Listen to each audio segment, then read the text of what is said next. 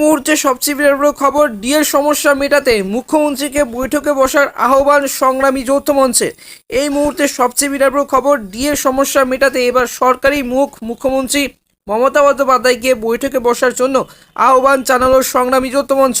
মুখ্যমন্ত্রীকে বৈঠকের জন্য আবেদন জানিয়ে চিঠি পাঠানো হয়েছে সংগ্রামী যৌথ মঞ্চের তরফে। গত সোমবার কিন্তু সংগ্রামী যৌথ মঞ্চে সাংবাদিক বৈঠকে বলেন যে গত 8ই জানুয়ারি কিন্তু চিঠি পাঠিয়েছে মুখ্যমন্ত্রীকে এবং সংগ্রামী যৌথ মঞ্চের তরফে এমনটাই সূত্রের খবর। এবং আজ কিন্তু 19 জানুয়ারি মুখ্যমন্ত্রী মমতা বন্দ্যোপাধ্যায়ের কাছে সময় চেয়ে সংগ্রামী যৌথ মঞ্চ আজ এই মুখ্যমন্ত্রীর সঙ্গে বৈঠকে বসতে আগ্রহী তারা। তবে এ অবশ্যই স্পষ্ট করে দেওয়া হয়েছে, বৈঠকে না বসলে সরকারকে অচলাবস্থার মধ্যে পড়তে হতে পারে। আজ কিন্তু মহাসমাবেশ করতে চলেছেন সংগ্রামী সমস্ত ডিএ আন্দোলনকারীরা। এবং এই যে মুখ্যমন্ত্রী বৈঠকে না বসলে সরকারকে অচলাবস্থার মধ্যে পড়তে হতে পারে, আর তার জন্য দায়ী থাকতে হবে মুখ্যমন্ত্রীকে। পাশাপাশি আগামী 29 জানুয়ারি থেকে লাগাতার ধর্মঘটের ডাক দিয়েছে মঞ্চ।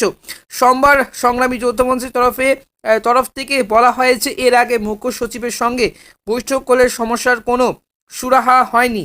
আমরা চাই উনি আমাদের সঙ্গে দেখা করে এই সমস্যার এবং আশু সমাধান করুক। এবং এরই প্রেক্ষিতে মুখ্যমন্ত্রীর এই বৈঠকের ডাকে সাড়া না দিলে লাগাতার ধর্মঘট হবে রাজ্যের সমস্ত সরকারি অফিসগুলিতে বলে হুঁশিয়ারি দিতে দেখা গেল সংগ্রামী যৌথ মঞ্চকে। এবার প্রসঙ্গত, সোমবার সংগ্রামী যৌথ মঞ্চের তরফে এক সাংবাদিক বৈঠক করা হয়।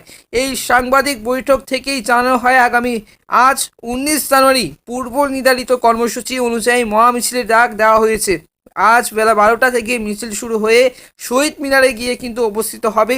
সংগ্রামী যৌথ মঞ্চের নেতা ভাস্কর ঘোষ জানান, সারা দেশের মধ্যে এ রাজ্যের সরকারি কর্মচারী সব থেকে কম বেতন পান। সংগ্রামী যৌথ মঞ্চ ছাড়াও অন্যান্য যে সমস্ত সরকারি কর্মচারী পরিষদ সহ যারা আছেন তাদের কিন্তু ডাকে 29 তারিখ থেকে লাগাতার ধর্মঘট পালন করা হবে রাজ্যের অচলাবস্থার জন্য। তখন আমাদের মুখ্যমন্ত্রী এবং প্রশাসন দায়ী থাকবেন।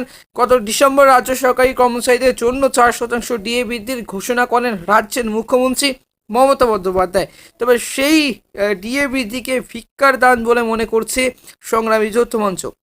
উল্লেখযোগ্য, এ রাজ্যের সরকারি কর্মচারীদের কিন্তু বকেয়া মহার্ঘ ভাতা সংক্রান্ত মামলা বর্তমানে সুপ্রিম কোর্টে বিচারাধীন।